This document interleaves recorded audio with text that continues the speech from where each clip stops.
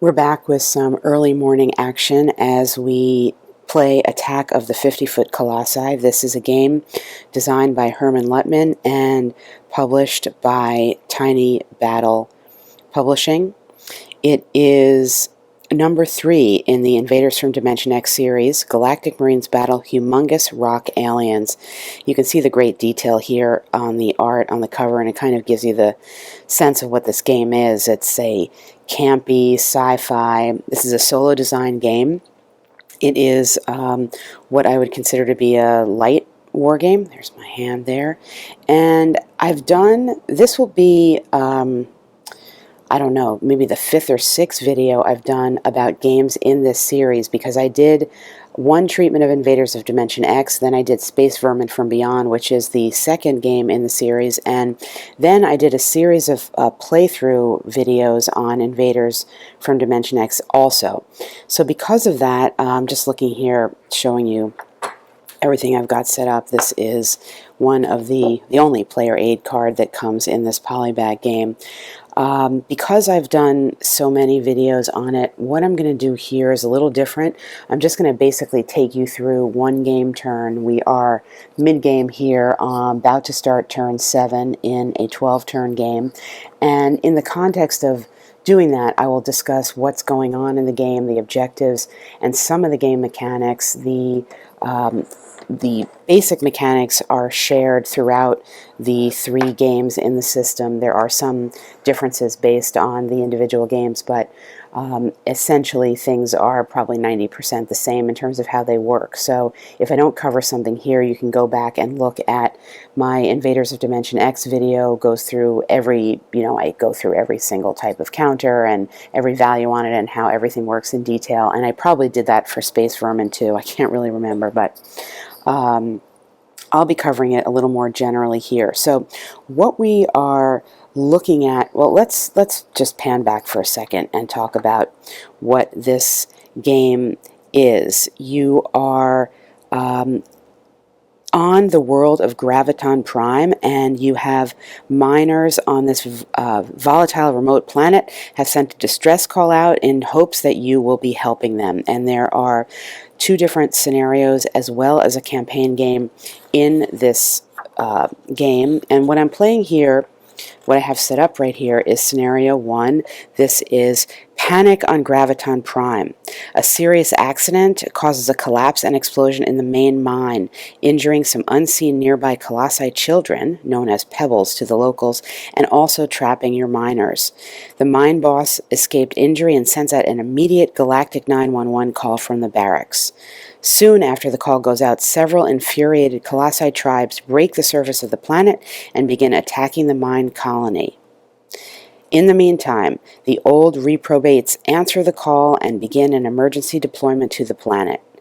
And this is what we've got going here. So at the outset, as I said, they're in the middle here, but at the outset you have 3 miners who are trapped here, and I still have 1 trapped right there in the mine entrance. I'm attempting to rescue him right now with my heavy weapons guy. This is one of the miners who has escaped, and in order to successfully win the game, you need to take your escaped miners and exit them off the map over here.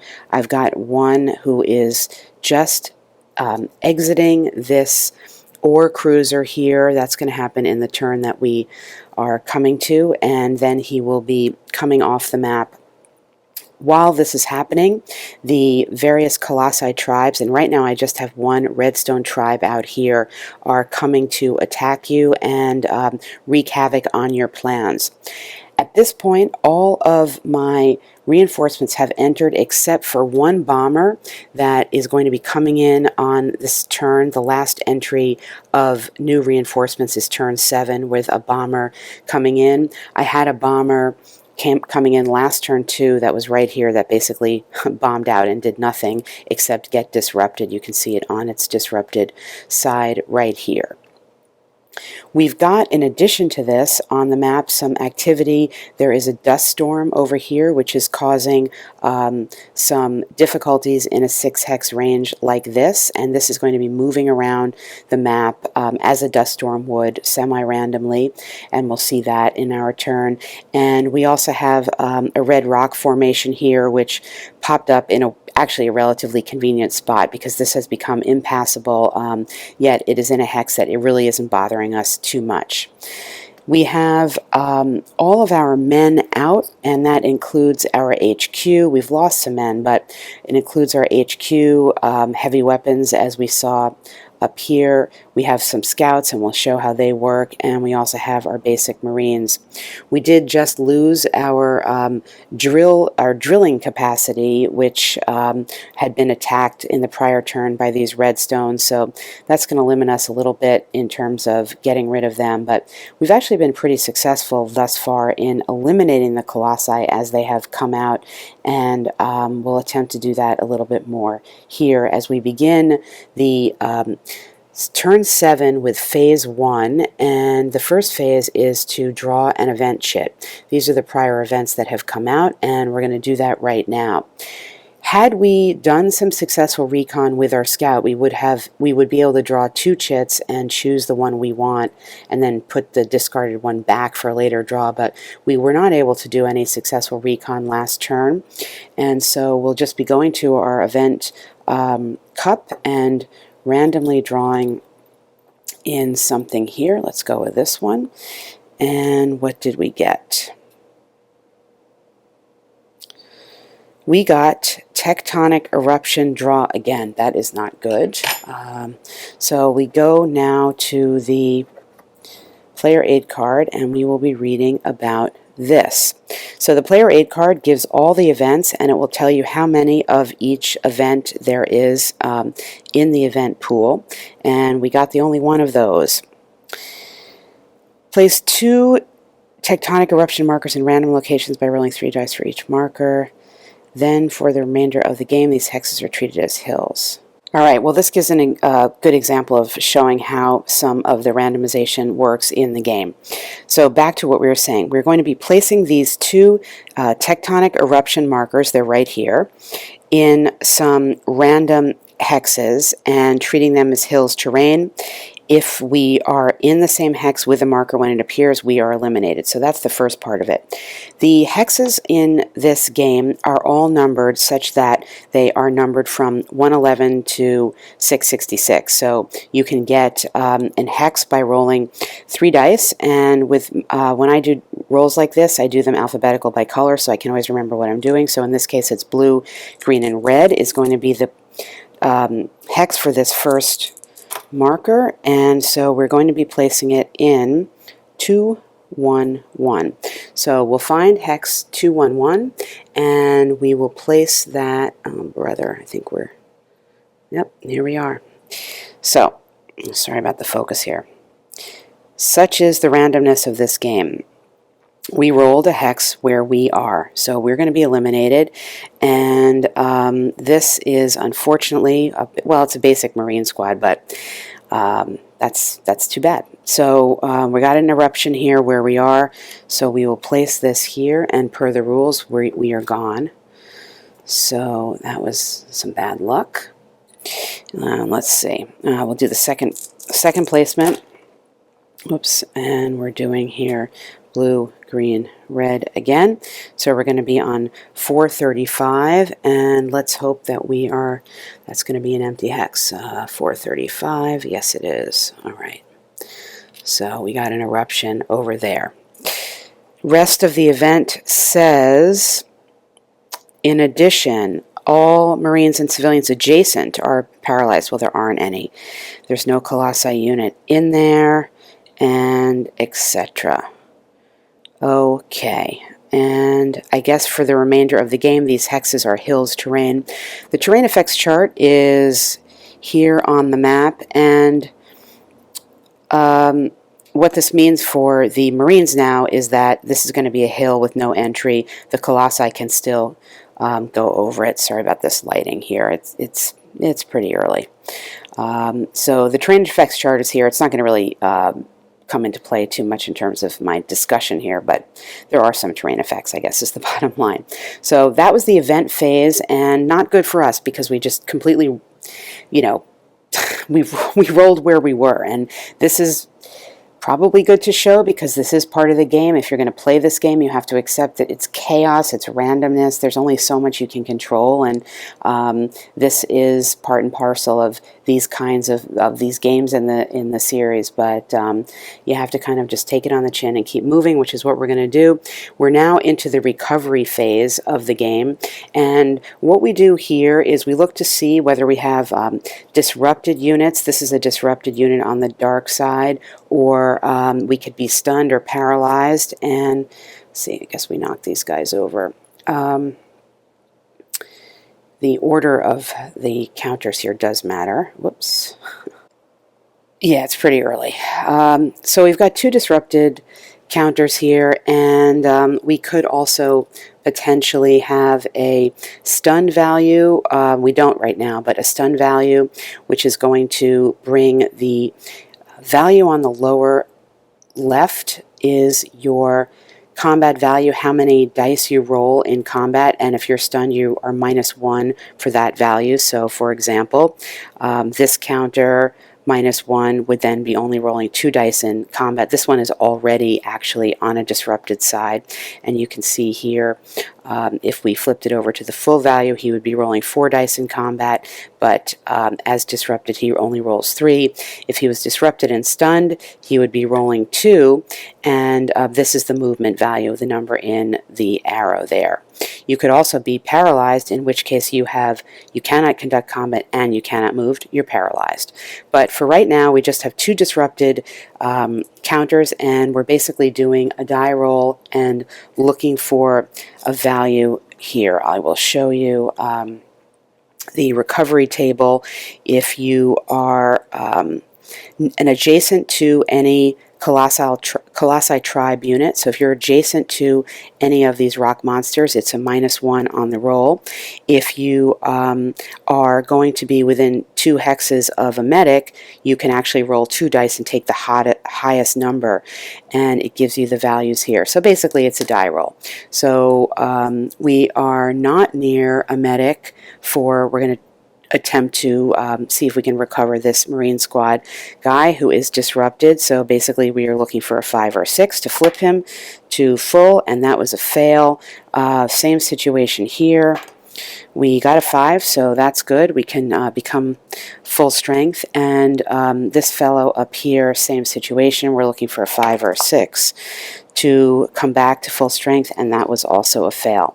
That concludes the recovery phase. Actually, I'm wrong, because our bomber is also disrupted. So same situation. No. Okay. That concludes the recovery phase, and we will move into the scheduled reinforcements, and we will bring in our last reinforcement, which is another bomber.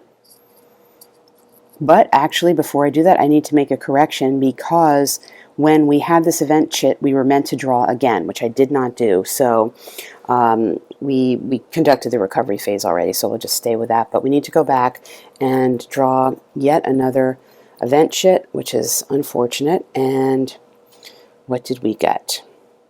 We got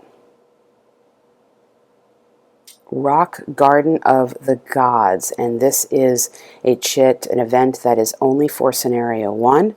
And let's take a look and see what this will bring.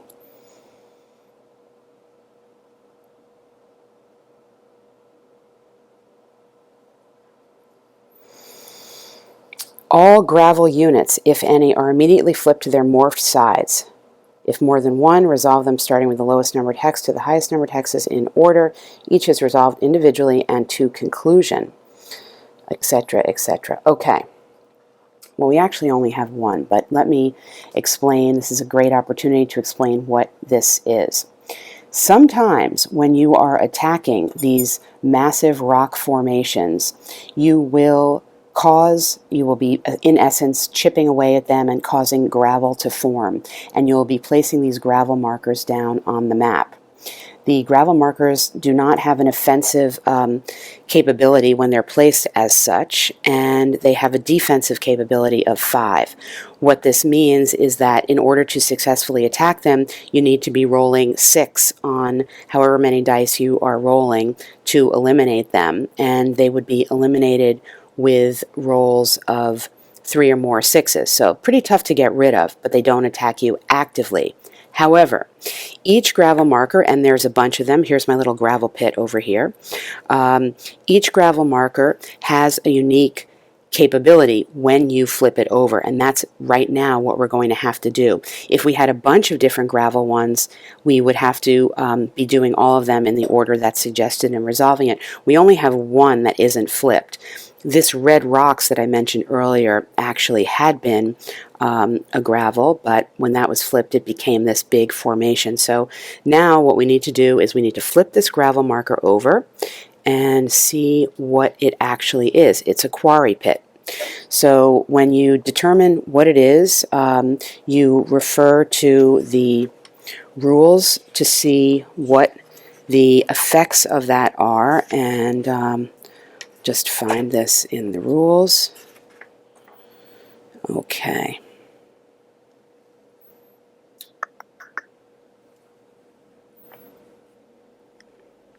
Bottomless quarry pit. Leave the counter on the map. Any Marine civilian unit that must enter this hex for any reason will be immediately eliminated from the game. This does not affect flying units or jetpacks that fly past the hex. Okay. Colossi units are unaffected. Well, that's not so bad. However, what this means is that there are jetpacks that some of your men have, or jump packs, I guess they're called, and you can attempt to jump around by indicating what hex you want to land in, and then you do some die rolls, and you either are successful or not successful, and if you're not successful, you can be ejected somewhere either randomly or nearby. So that would be one effect of this. If you ended up by poor luck in this hex, you would be eliminated. So that's the quarry pit. In the end, that right now at least is not that big a deal for us, but we must leave it placed there. And let's see if there's anything else on this. Okay. There is not. So now we can move on to, we already did the reinforcements, and no, now we can move on to the reinforcements, sorry. So we're going to be bringing in this bomber. This is giving me an opportunity to discuss how reinforcements come in. Now, I will say the rules in this game, I think, are very clearly written, and I had a little bit of ambiguity here on the bombers coming in because it didn't make total conceptual sense to me, but the landing zone procedure for reinforcements, ground reinforcements, and I guess for the bomber as well, because it's not specified, is that we're going to choose a hex and we're going to roll a number of dice equal to the last digit of the hex number. So I basically have always chosen a hex number that ends in 6, so I get to roll 6 dice for that.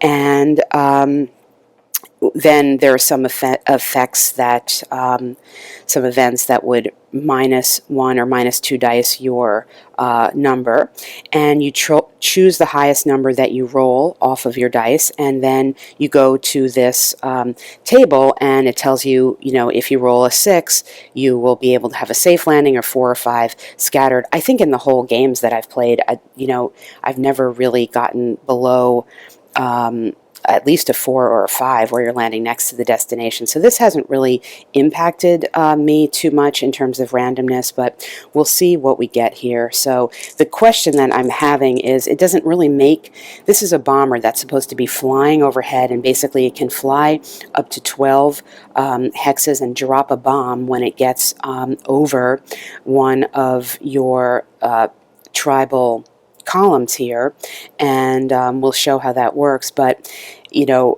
I guess when it comes in, it just can't fly in randomly, so you have to like find a place that it already is and then do the 12 hexes. In any case, that's a little confusing to me, or at least thematically odd. But what I have out in terms of Colossi is I have these black stones here, and I've got these red stones here. So I'm going to want to come in. I think this is probably, no matter where I come in here, I can access either one and basically make a decision about where I'm going to try to fly over and drop my bomb.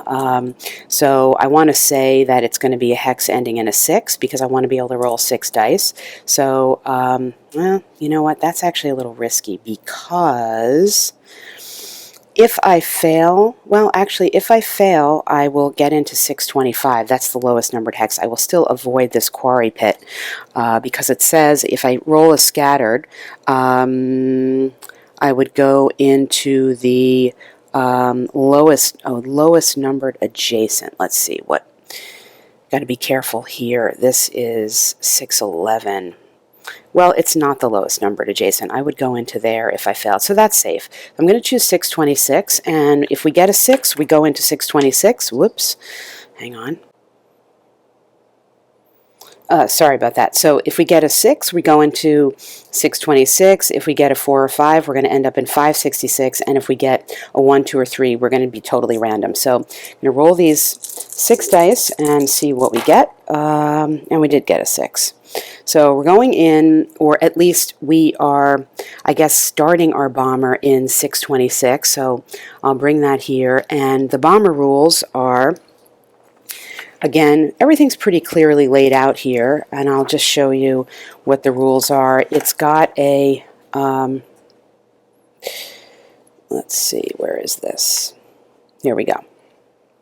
The bomber conducts flyby runs at high speed. They don't require line of sight. They can fly through any hex at a cost of 1 movement point. And you can see here, well, and this is in the rule book, but they've got a value of 12 movement points. And when they fly through a hex containing the Colossi counter, they can drop a bomb and continue moving. So it's not disrupted, so we will be able to do that when it is time to do our actions for our turn. And in fact, this is the only thing we're bringing in, so we might as well move now to, that was our only reinforcement remaining, so that was the scheduled reinforcements phase, and now we're in the marine actions phase, and this is going to take up the bulk of the time, and we might as well start with this bomber here. So we can fly it up to 12 hexes, and we want to target either these red stones or these black stones. Let's see, 1, 2, 3, 4. Yeah, I mean, we could target either one. It's really a toss-up because we don't know what is going to be activating next turn, or I should say next phase. The Colossi order of actions, which is going to happen in a couple of phases. These are cards, and I'll show you some that have already been played out, that will give the order of action of the variety of Colossi that are out.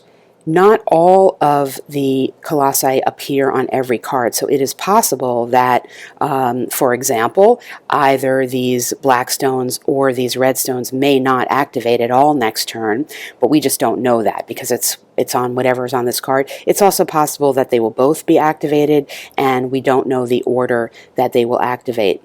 If the cards give a tiebreaker value here, and what that means is if the stones are of equidistant to your Marines in terms of how they would which Marine they would attack, you go to the tiebreaker value, and in this case it would be the lowest numbered hex. I think that actually came into play last time, and sometimes it would be not that. So in any event, with our bomber, we have to decide what we're going to try to bomb, and I'll tell you, these red stones over the course of the game have really given me the most trouble. They eliminated my drill bit. I'm annoyed about that, and I'm going to attempt to bomb them. And what I do to attempt to bomb them is, as we stated here, we drop a bomb. We're basically rolling a d6, and this is what will happen based on the die roll. I think we need to figure out where we're flying to, so we're going to lift off and fly over here. We can fly up to 12 hexes. It really doesn't matter so much where we land because you know, we have one bomb to drop. So 1, 2, we're going to drop our bomb, 3, 4, 5, 6. We'll just land down here. So we're going to be flying over here. And what did I say? We're going to land here. And there are no, we're not disrupted, so we're going to be rolling the basic D6 and seeing what we get. Obviously, we're looking for, definitely looking for a 6 here, but whatever. So here's our D6, and we got a 4.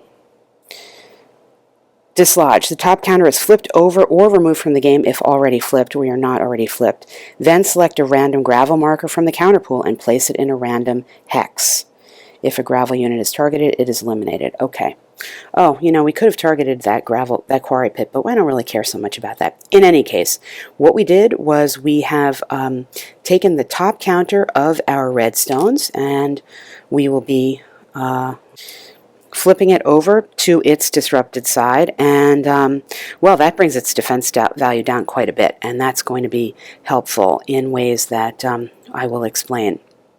So we did that, and the next thing we need to do is to select we got to go to our gravel pit here, and when you do your gravel pit markers, you can't really put them in a chit cup because you don't want them coming out. Well, see, that got stuck together.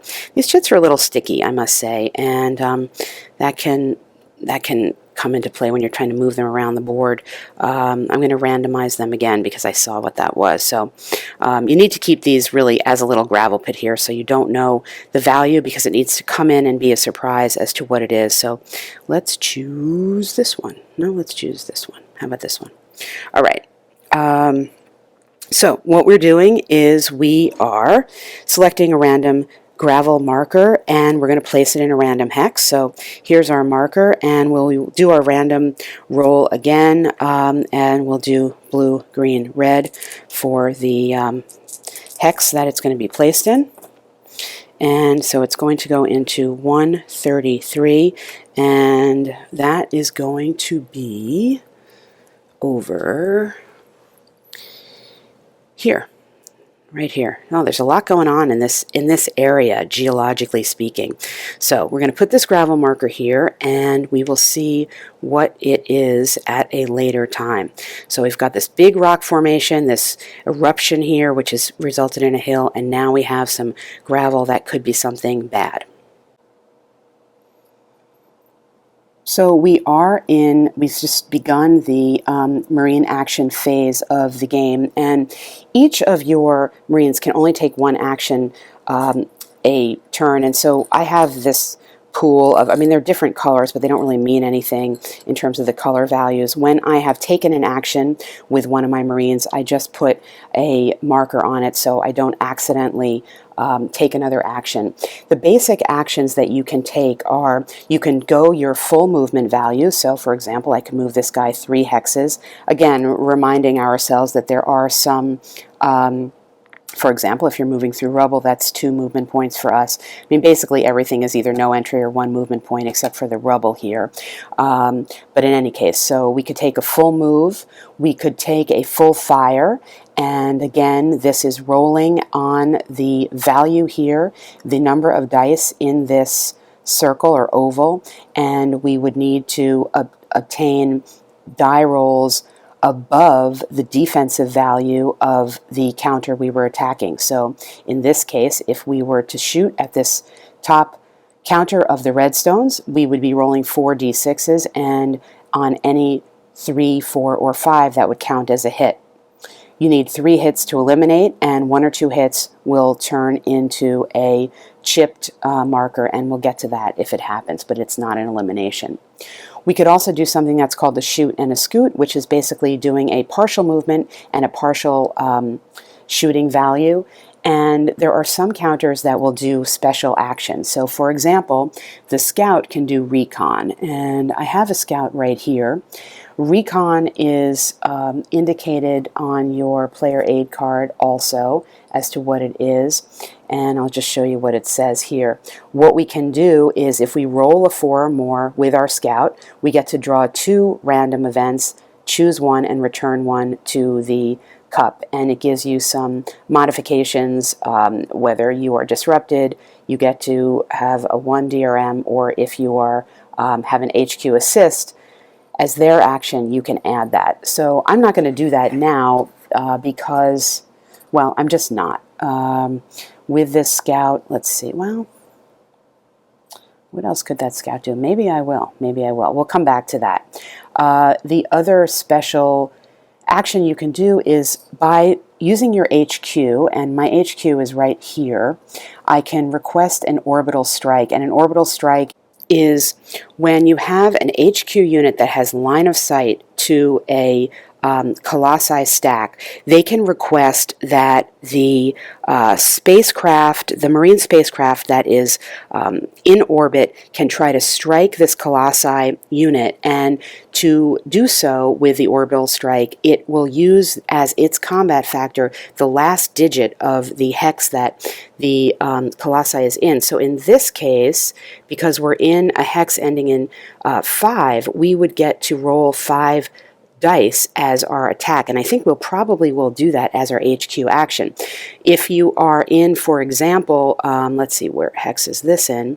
Well, that's just in a 3. The orbital strike really isn't going to do much more than the HQ could have done on its own, because it also could roll 3. So I think probably for the HQ that is going to be our action. We'll request the orbital strike, and what we will do is we will get to roll 5 d6s, and we're going to be looking for, well, ideally, we're going to be looking for 3 or more of the 5 to have a 4, 5, or 6 value in order to eliminate that top counter, and I think that's what we're going to do. So here's our 5, here's our orbital strike, and what did we get? We got 3, 5, and 6, and we got 2 with that. So this is enough. With the orbital strike, we zapped it, and we successfully got rid of the top counter of this black stone. So that actually was quite successful. I should also add, even though it didn't come up here, that the orbital strike can also do what's known as severe structural damage. So each 6 with our dice will score 2 hits instead of the normal 1, and we actually rolled 1 6, so that was 4 hits. So that was really enough to just totally zap this thing out, which is great. All right, I hasten to correct myself because I do this sometimes. That's not eliminated. It is flipped over. The black stone's a little hard to see that you're not on the... was not already on the disrupted side, so actually that attack disrupted or flipped it over to its reduced side, and if there is another hit, then I will be eliminated. As I said, with the Blackstone's counter, it is not quite as clear as, I'll just show you some of the rock formations counters. It's a little bit clearer on the other ones what is the disrupted side or not, but I was not disrupted there. So nevertheless, that was a successful action on the part of HQ, and now we need to continue on and see what else we're going to do here. I mentioned that the victory conditions for this game involve getting these trapped miners untrapped, and in order to do that, you need to have certain units remaining in the mine entrance for 1 complete turn without doing anything else. And I've had this heavy weapons guy here. He has been rescuing the miners, and he's going to continue to do that. So, but before that happens, we will note that this miner here had been carried by the ore carrier, which has unlimited movement along this track. So in a prior turn, this miner had been carried all the way here. For this turn, for his action, he is going to exit the ore carrier, and he will be able to then exit the map. I will say I've felt a teeny bit of ambiguity as to whether he could exit and then continue his movement in 1 turn. It sort of seemed to me like maybe you shouldn't, but you can't move the ore carrier and exit in 1 turn, but you can exit at the beginning of your move, and then there's no indication that you can't then continue your movement off the map. So that is what I'm going to do with this fellow, and that is necessary as partial victory condition for the the game. So that was that guy's action in the game. But the ore carrier itself has not yet moved or conducted an action, and so what it can do is move back along this track here, and it can then pick up this other miner, and that can be the action for that miner. I guess we will sort of pick it up here, and in an incoming turn, it will be able to do the same. I do need to mention that this ore carrier is not automatic, so you must have somebody occupying this hex here, or the refinery hex, I believe, also, in order for it to be working, and they can't conduct any other action if they are moving it. So this is going to be what his action was for the turn, to have moved that ore carrier. If I'm playing it right, maybe I'm not, but this is how I'm playing it. Move the ore carrier, so that was the ore carrier's action, it was his action, and now the action of the heavy weapons guy is basically to just remain here and extricate or protect this trapped miner and get him out of there for this turn. Now, he must exit and move, but because we have the ore carrier and this miner here, there is no stacking, so he actually has to move in the wrong direction for a moment, for a turn, and maybe that was poor planning on my part, but that is what I did. And so he's done, and who do we have left? Really haven't conducted, well, we've got this HQ unit here. We could try to attack this redstone because it's already at its disrupted side with a combat value just of 1. We're rolling 3 dice. We might as well just try to do that. Why not? So basically, we're going to be rolling 3d6s, and we need to get, you know, I mean, to eliminate this thing, we really need to get all 3 of them have to have a value of 2 or more. So should be able to do it, but we'll see. And we did. So we got 3 hits there, and because this was already reduced, we can now eliminate it on that roll. And we can see we're pulling in now, dealing with something with a higher combat value, and that's going to come into play. Whoops, I guess it was there. All right, so that was the HQ, this guy's action for the turn. What do we have left? We have a Marine squad here, Special Ops, and a Medic, another Special Ops. Well, you know, we can just continue to attack here, the redstones. Got a stack of them. We're a little, there is no, you can just have line, if you have line of sight, there's no, there's unlimited range, but, well, this is, yeah, I think we would be blocking line of sight here with these hills. So I think that's what we have to do here, and maybe I'll do this off camera. We're going to just gang up on the stack of redstones and do our attacks with our Marine squad, and then, well, the medic can't do anything, and the Special Ops has a special gun. I'll show you how that works, and we'll see what we get. But first, we're going to go in with a Special Ops, rolling 4d6s, and hoping to get, well, I'll just do it on camera, why not? Hoping to get 4, 5, 6. We'll see what we get. So we got just 2 hits. So with just 2 hits, let's indicate that we have conducted our action. With just 2 hits, that is not enough to do anything except put this chipped marker down. The chipped marker gives basically a temporary -1 on the defense value of the top counter if we immediately continue our assault. So that brings us down to 2 on that, which is helpful. And we have Special Ops here, and we can use the Special Ops Chiseler Combat Gun, I think it's called, and I will explain how that works now. I'll say when I first started playing this game, it took me a teeny bit of time to find where that the rule was for this, because it's kind of buried in, this is one of the combat examples, and then there's like no space, and they talk about this chiseler. So if you're playing this game, I don't know what the page number is here, page 9 of the rules. The chiseler rule is way down here at the bottom. It looks like part of the combat example, but it's not. This person-portable weapon carried by Special Ops squads was hastily developed based on the invaluable input of the Graviton Prime Mining Union members, Local 324. This flat, serrated, spinning, dense metal plate projectile weapon was designed to locate the cracks in the Colossi boulders to shatter or eliminate them. Like the previous incarnations of unique Special Ops weapons, its accuracy is questionable, but not its lethality. I'm not even sure if lethality is a word.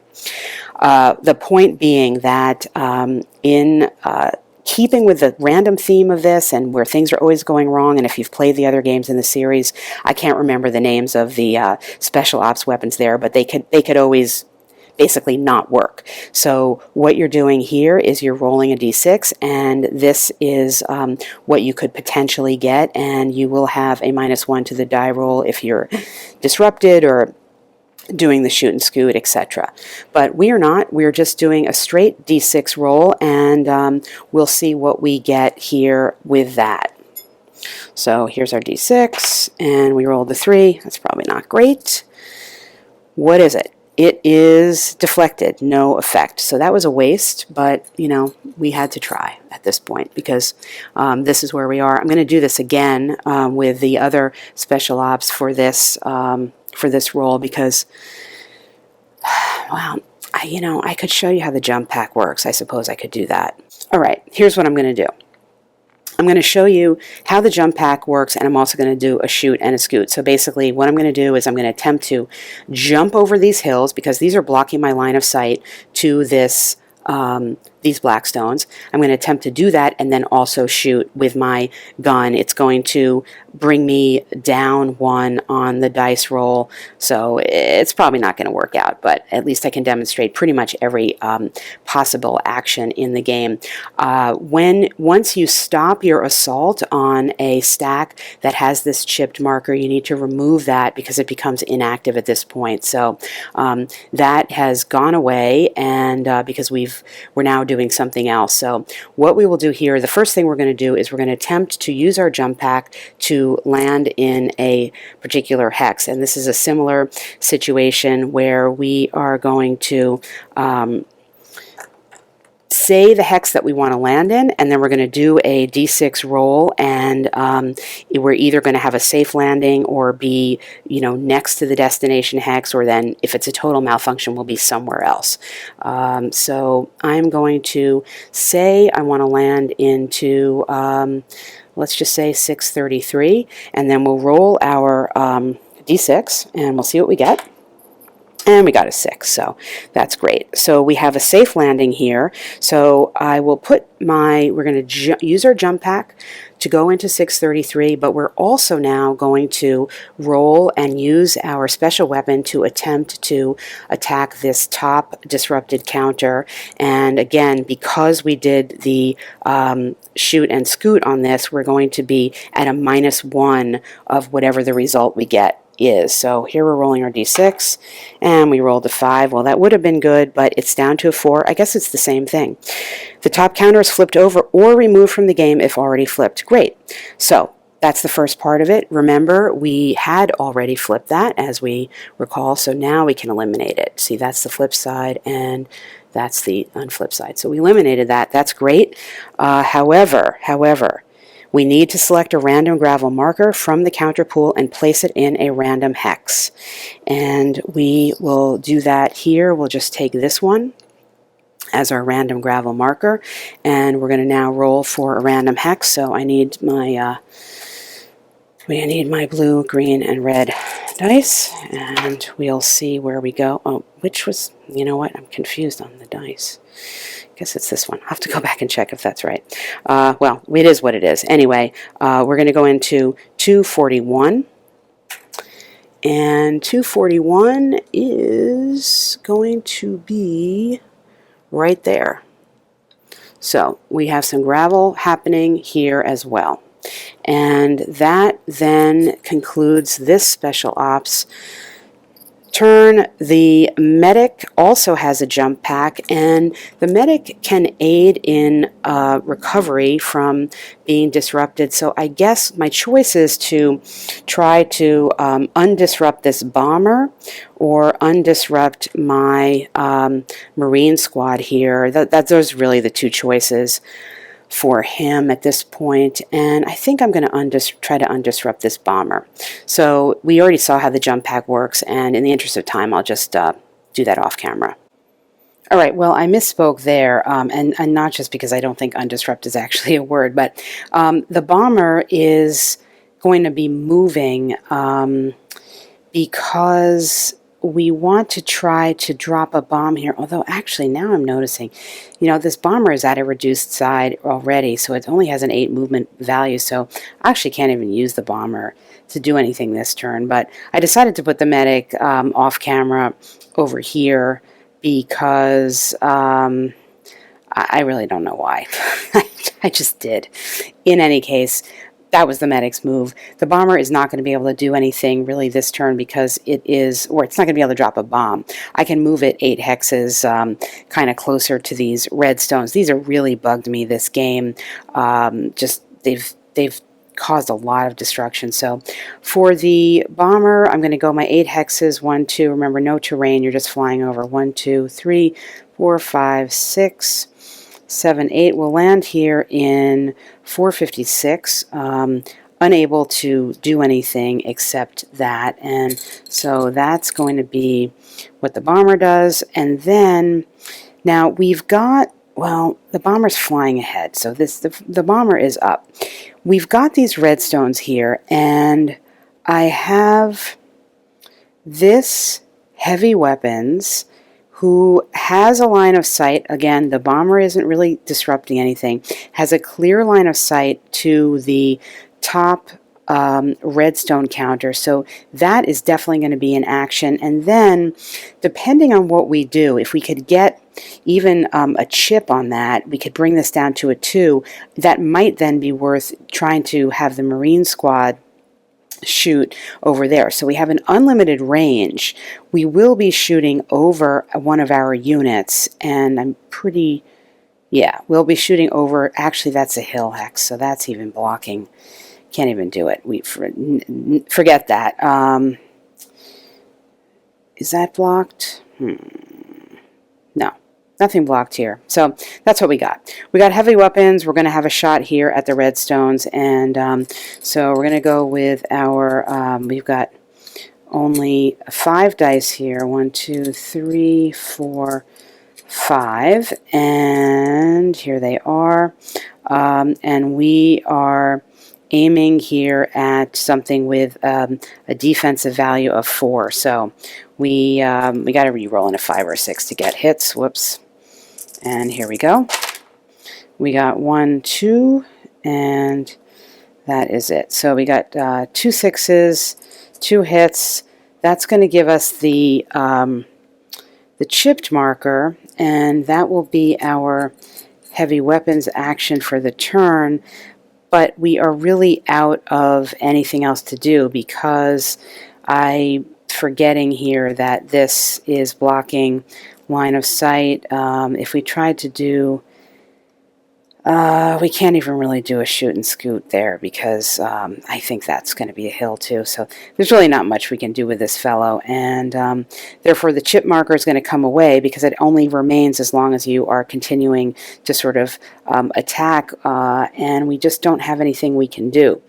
We've got this scout here that I think we're going to use not to try to shoot because he is, well, arguably blocked. That's arguably a block of line of sight, and also he only has a value of 3. I think he's better served trying to do the scout action, and so what that's going to be doing is rolling on the scouting table, and we will roll our a 1d6 and looking for a value of a 4. I think it's 4 or better to allow us to scout out next turn an event. And so that's it. All right. And that concludes, I believe, as we pull back and see markers on every unit that we control. That concludes this portion of the turn. And now we go to the aura of our ancestors part of the turn. All right, so this is where we're going to pay homage to the rock ancestors. And the first thing that happens is we need to move this dust storm. So the dust storm has been here for a few turns, and it has a movement based on a movement procedure. We are rolling 2d6s, and the first is going to give us the direction of the move based on this Acme direction indicator here. And then the second one is going to be basically a D3 and tell us how many hexes it will actually move. So we've got the green is going to be the direction, and the white is going to be the D3 reading for the number of hexes that it goes. So we got a 3 and a 3, and we can see here that our direction, this is going to indicate the direction of movement, and we're going to go in that direction 3 hexes. So here we are, and we're going to go 1, 2, 3, and therefore the dust storm is moving into hex 262, and it has a radius. It's actually not impacting anything right now, but this is the size of the dust storm as it moves around. It's actually ended up moving pretty much back and forth, if I recall. The next part of this turn is to select one of the gravel markers that we have out, and in this case we have 2. One is here and the other is here. I think that's all we have, to flip over and play out whatever the result is from that marker. And I guess I'll just do it over here since there's nothing around. Hard to know really, but we're here by the corporate offices. I'm just going to take a chance and flip over the one that's in hex 241. And this says slate shrapnel. That does not sound great. And we'll go to the handy rules here and read about that. It says the gravel explodes and sprays razor-sharp shards of slate in all directions. All Marine civilian units within 2 hexes and line of sight of the gravel are immediately attacked with a combat factor of 3. Then remove the marker. Well, there is no one there, and I guess we're going to be removing that marker. And when you remove a gravel marker, it goes back into your gravel pit.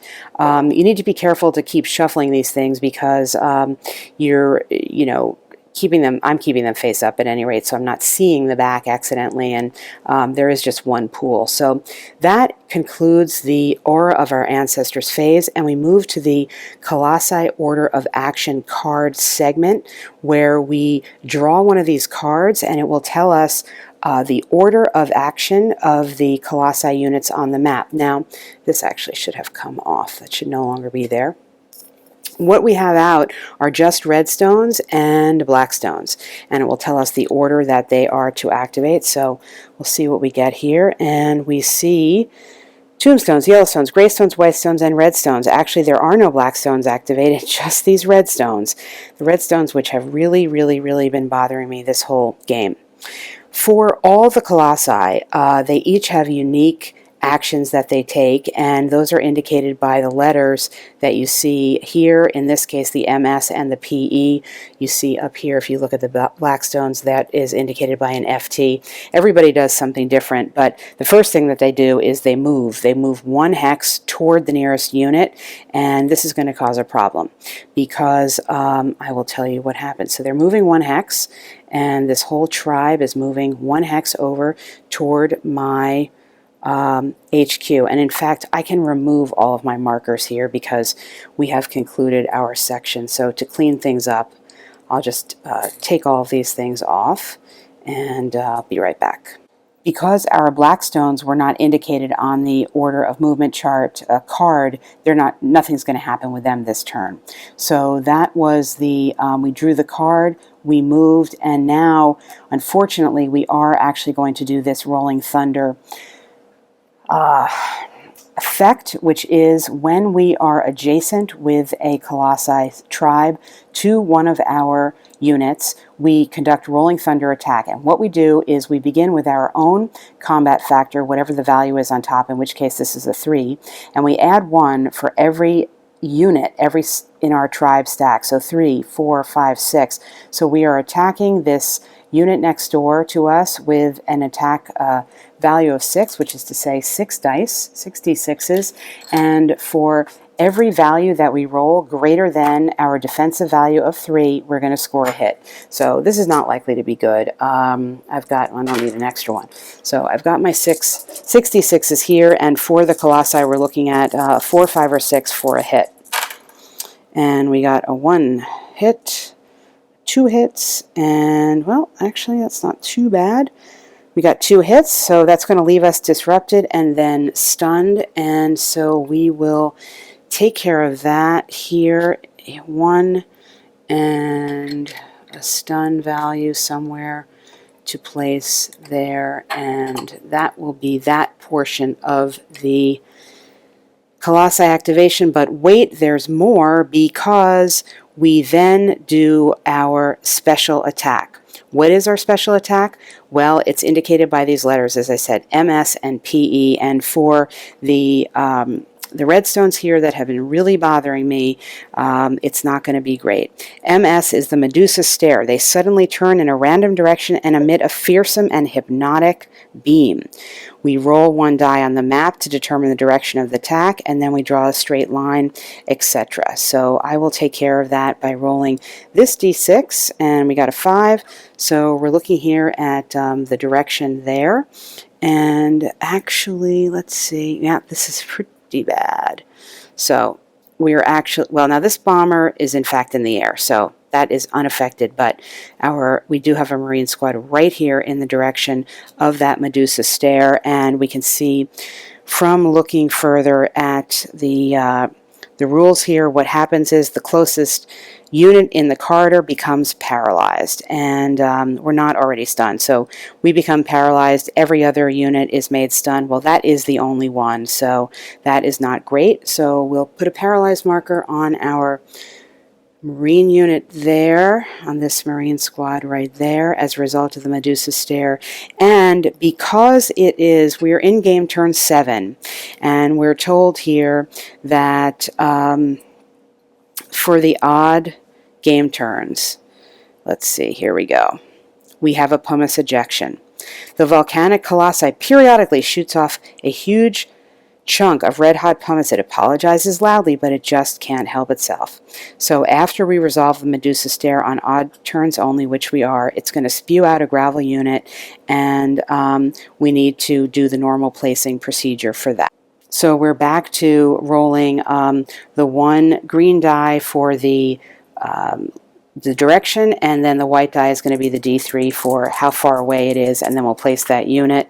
So we got a 2 and then a 3 again, so it will go in this direction, and it's being spewed out from the redstones, and 3, 1, 2, 3 away. So here we go, and we will place a random gravel marker in that spot, and at a later, back in the next turn, when we come back to this Aura of our Ancestors, we will reveal what this gravel could be. And that is the end phase of 1 turn in this game. It's fitting that as the game has come to a conclusion, it's yet another early morning filming here in the Big Apple, and we have skipped ahead. I was just showing you the 1 turn, but I played the game out, and I was doing the calculation for the victory points and came upon an ambiguity, which is the following. I left this ore carrier here in the refinery at the end because I remembered that per the victory conditions, you would get a +4 points for a Marine occupied only mine, not the mine entrance, sorry, a Marine occupied only building hex. You would get these 2 points for it right here. And that is a Marine unit, although it's not a unit that works unless there's somebody operating it. So I don't know if that actually counts for those 2 points. And the reason it becomes relevant is when I did the tally with those points, I ended up in the the very lowest level of the minor victory versus a draw. And I think actually this is more, it feels more like a draw to me. I lost a lot of men, and I did eliminate a lot of units. It was those redstones I couldn't fully get. I left one behind in the end, and had I successfully gotten rid of that whole stack, I would have gotten an extra benefit here. Where is that? Here, I would have gotten an extra +4. As it was, I just got a 1 per counter. In any event, hardly matters, and if you watch my channel enough to know, I definitely don't play games for a win or lose condition, and often when I do, I lose anyway. So maybe that's why I don't play that way. This game is extremely familiar if you are familiar with the earlier ones in the series in a good way. It brings the chaos, the randomness, the narrative is built through these random events that come in. What helped us a lot at the end was actually this acid rain event that came in after I stopped filming. Really helped because it caused all of the existing Colossi stacks to operate at a -1 defense, and it also froze us from moving. It incapacitated us from moving. However, we could still fire upon them, and I happened to be in a pretty good location for that, and so that ended up being a real benefit for me. And and then there was this medical supply drop also at the end that helped me, but it came sort of too late because the last event that came in was this chain lightning, which was a randomly placed event that ended up wreaking a lot of devastation in nearby hexes, and that concluded the game. It is a zany game. It is a light sci-fi campy solo designed game where you cannot really have a lot of control over what's going on. I'm sure my planning could have been better, but there is a sense at which you're just at the mercy of the events coming in and the different types of attacks that your Colossi can wreak on you, and the gravel that is can be spewed around and then turned over to reveal a variety of, just really hard to deal with sometimes situations. You saw in the gameplay example this situation, I think it was on Hex 211 if I remember correctly, where, out of the entire map, I happened to roll something that eliminated one of my units. And that's just part and parcel of this game. You have to accept that going in, and if that sort of thing bothers you, the game will bother you. But if it doesn't, you will feel like you're along for the ride, and this is a fun ride. It's a little bit frustrating sometimes. I think what I would really love to have seen, because there's 2 scenarios in the game, I'm only showing you one of them. There is some differentiation among the event counters because you get a few more event counters than you need for the turns, and you also get a couple of event counters that here indicated in the red that are specific to the scenario. I would have liked to have seen, though, more random events for each scenario, so more differentiation. I suspect the limitation here was the counter sheet. There's 88 counters, 1 small counter sheet in the game. I'm sure it was not the limitation of the imagination to come up with crazy things to really screw with you, because to me that's the meat of the game, and it would have been nice in the different scenarios to have just a totally new set of those events. I also missed a little bit from the Space Vermin. I got really attached to, in Space Vermin, if you watch my video on that, I got really attached to this mad scientist who was, I seem to remember he was somewhere over there on the map, rapidly trying to build some crazy machine, some crazy weapon that was going to help out, and frantically doing that during the course of the turns. I probably became overly involved with him, and no doubt it caused a devastating loss on my part. I don't remember, but that's my MO. I missed a little bit the development of a character like that in this game. There is this Major Colby. I don't know where he ended up here. I didn't really show him to you during the course of my play. It didn't come into play too much, but You can, there is a character who develops or has a weapon. It wasn't quite as involving to me as the frantic development of the weapon in the other game, and I missed that a teeny bit. What I found here, however, that grabbed me a lot was the characters of these various, the Yellowstones, the Brownstones, the Redstones, the Tombstones, and the mechanics that they were given for operating and for attacking. That was, it really made it come alive. And you think, when I opened up the map and I saw it's a little bit drab, it's a little bit, even somewhere in the rules it says there's not a ton of terrain going on here, I wondered a little bit, because this is a vibrant and bright game system, and yet visually, at least when I opened it up, I thought, you know, I'm going to be walking around this drab map fighting some rocks. It doesn't sound great. It was fantastic in that regard, in terms of the personalities of these things. As I said, I became very focused. This is also my MO.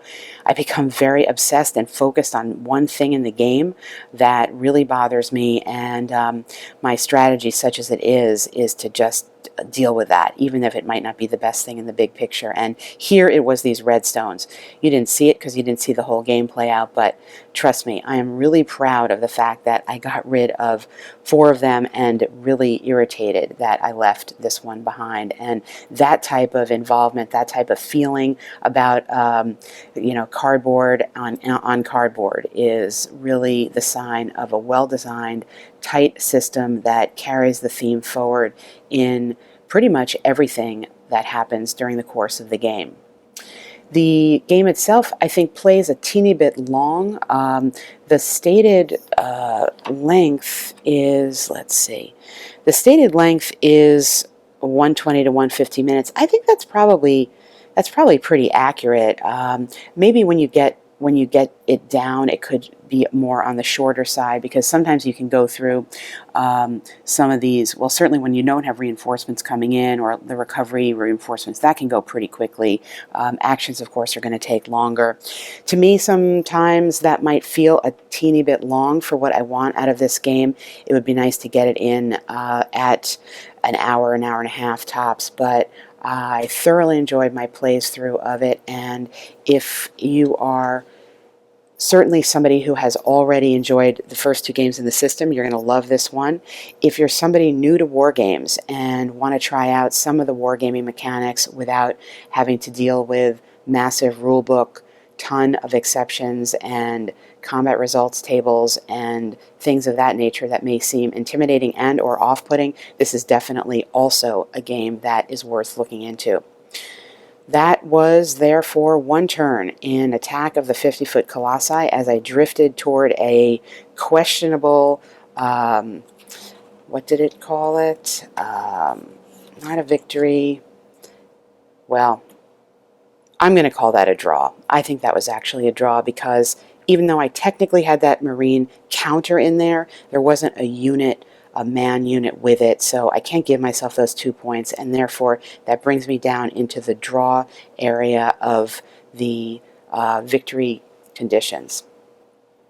So there you have it. Attack of the 50-Foot Colossi.